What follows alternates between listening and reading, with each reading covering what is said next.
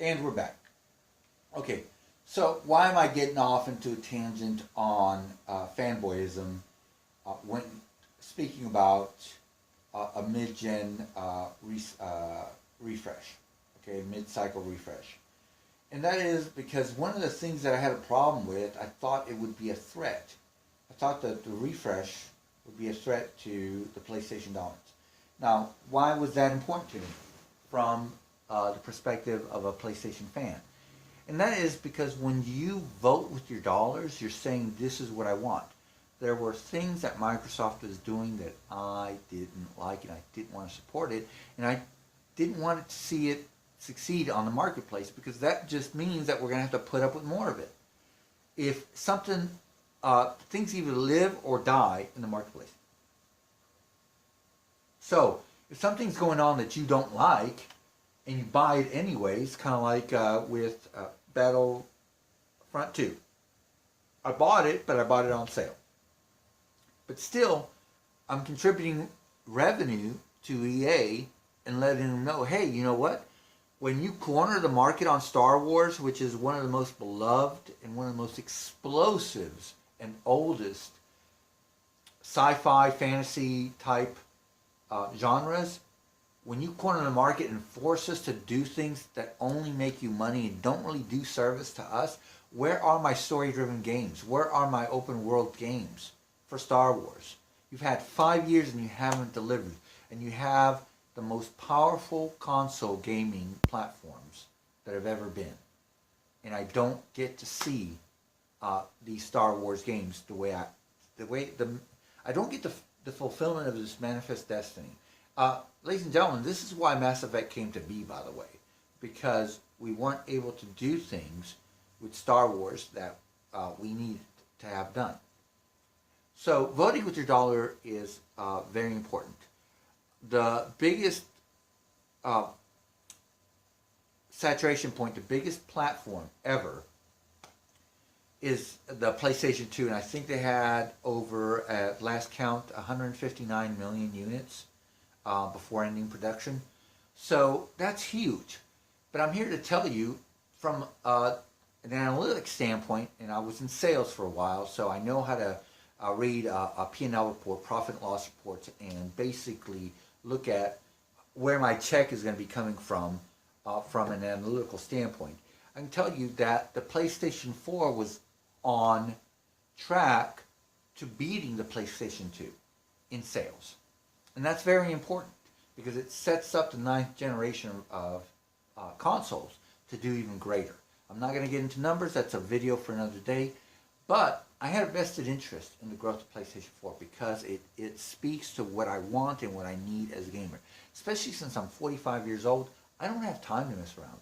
I don't know what I'm going to be doing in my 50s.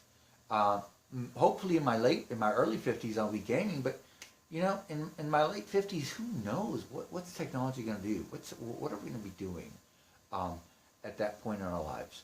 So I kind of want to basically be looking at things from the standpoint of getting the enjoyment while I can.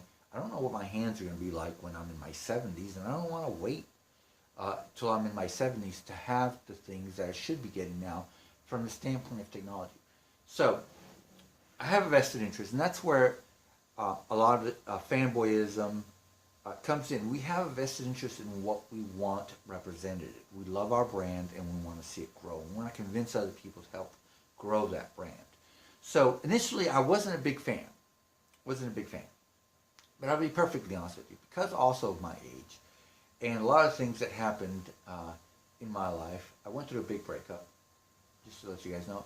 And I know I want to keep things positive, and I don't want this to be so much about me, but just to give you guys a little bit of background.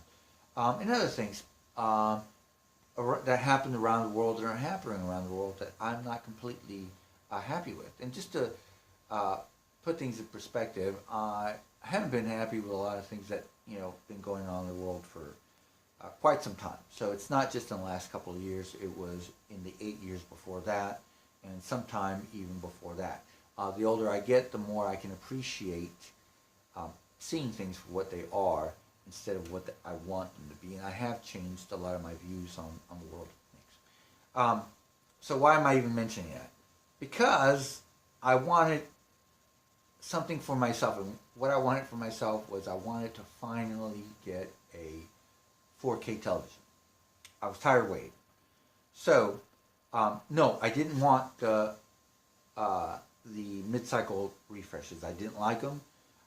I thought it got in the way of the uh, progression or the saturation of the PlayStation 4, because if you say, hey, listen, we're going to release an even more powerful console, what's going to happen when the PlayStation 5 comes around? Are people going to say, oh, gee, the PlayStation 5 Pro is going to be, just 3 years from now, I might as well just wait for that one, instead of going ahead and adopting the platform and making it grow.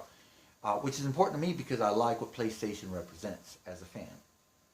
It doesn't mean I don't have any room for Xbox. There are actually some Xbox exclusives that I do like. Quantum Break, I'm just getting started on. I'm not really liking the shooting in that game. It doesn't mean I don't like shooting. I just don't like shooting in that game. But I'm enthralled in the story. So that's a good thing. And I am a huge fan of not just Phil Spencer, but the Phil Spencer Doctrine. And I've been saying Phil Spencer Doctrine forever now. But after having seen the speech in DICE, for me, that is a man. That is a true American leader. And I respect him so fundamentally. And I do want to back the Xbox brand. So you've got the, what is it, Whispering, Ori and the Blind Forest, and then there's Ori and the Whispering Wisp or Whispering Willow or something like that. And there's this Cuphead and there's other, things. But first and foremost, one of the things that I definitely do to support Xbox is buy third-party games on the Xbox. Having said that, my gaming life will be dominated by the PlayStation 4 Pro because of the deluge, the sheer torrent of PlayStation 4 exclusives in 2018 and even to the early part of 2019 as well. Okay, so hopefully I'm making a little bit of sense. I'm not entirely sure. So, yes, initially didn't like it. But, like I said, I wanted 4K in my life. And I started looking at it actually a couple of years before I even bought a 4K television. And I remember going to Best Buy and seeing a Samsung 6400, which was the exactly same television that I'd gotten in a 55-inch, but this was a 4K. And it looked beautiful. But I thought, I really want the image quality that I saw with the 7100. And then I looked at the 7100 4K, and it didn't look too much different from the 6400. Long story short, I had it in my mind for all the things that were going on in my life that, it's time to get me a 4K. Wanted movies, wanted better video games. When I initially saw the presentation for the Sony PS4 Pro, I was disappointed. I was hoping that they would really have a much more powerful offering. But they didn't. So I wrote it off and I didn't even worry about it.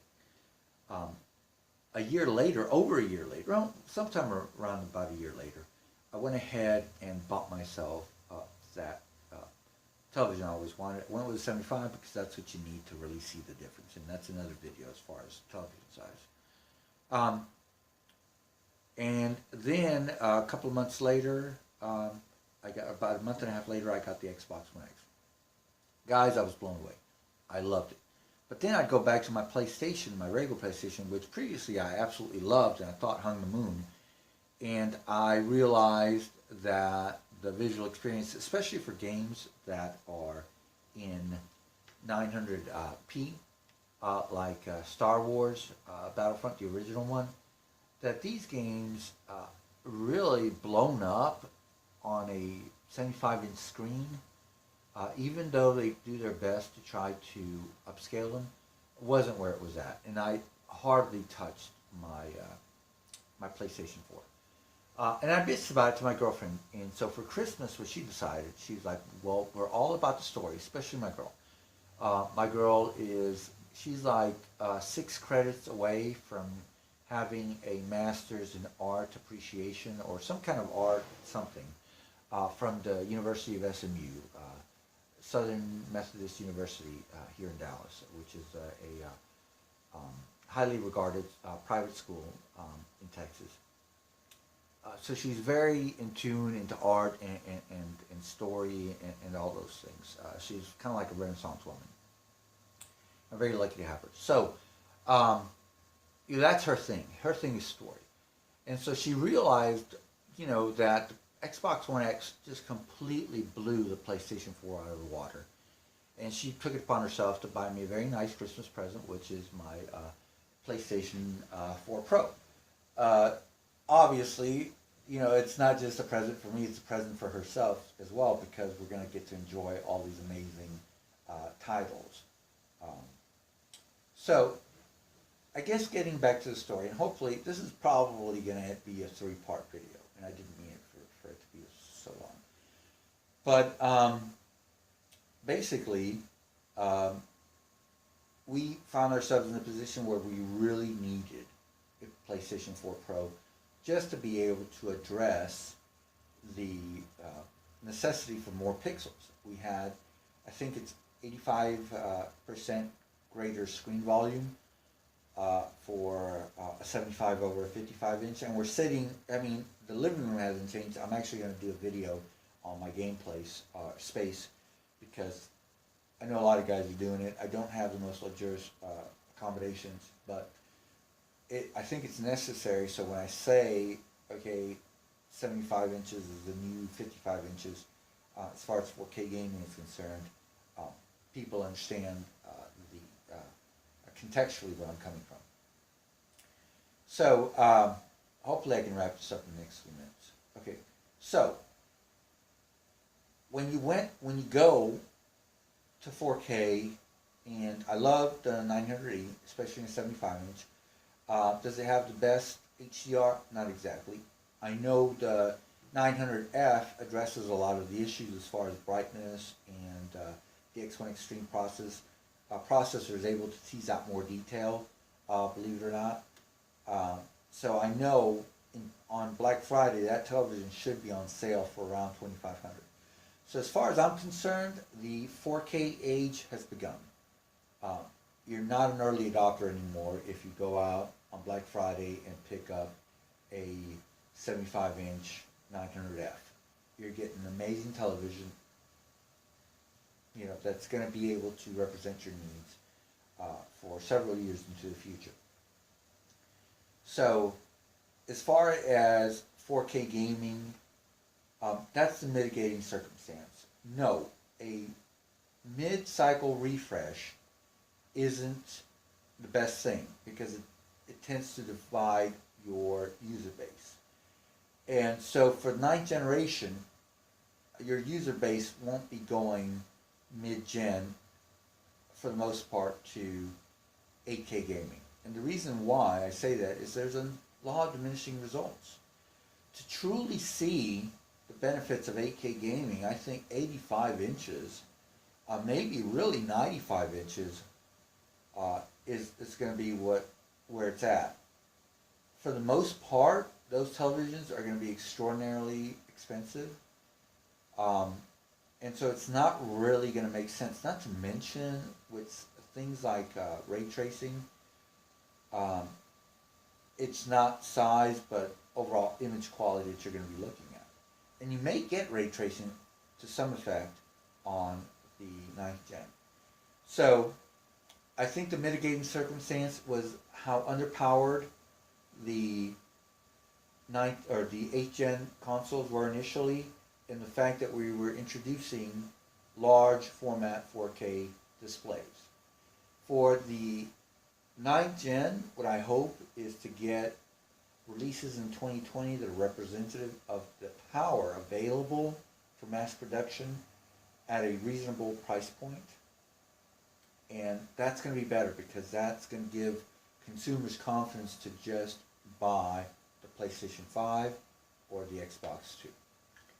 Alright guys, I think that's about does it. I could ramble on more, but I'm going to end it here.